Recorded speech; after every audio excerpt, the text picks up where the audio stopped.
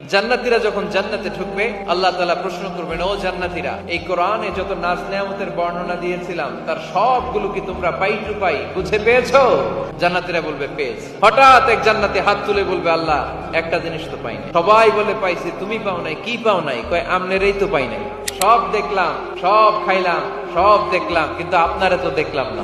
আল্লাহ তাআলা তখন বিশাল জান্নাতের এক কনফারেন্স রুমে সবাইকে বসিয়ে আল্লাহর দিদার মানুষকে দেখাবেন। আল্লাহ তাআলা তার গোপন সৌন্দর্যকে সেদিন জান্নাতীদের সামনে প্রকাশ করে দিবেন।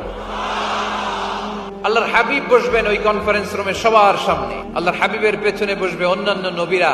ওই জান্নাতের কনফারেন্স রুমে আমরাও যেন বসার জায়গায় পাই, আল্লাহ তুমি তৌফিক দিয়ে দিও। আল্লাহ তাআলা অনেকগুলো নূরের পর্দার পেছন থেকে নূরের ঝলকানি মারবেন। আল্লাহ তাআলা সৌন্দর্যের বা নূরের ঝলকানির এক আলোকচ্ছটা জান্নাতীদের সামনে তুলে ধরবেন এক মুহূর্তের জন্য। কয় মুহূর্ত? আলোকচ্ছটা দিয়েই আবার নাই, আবার সরায় ফেলবেন।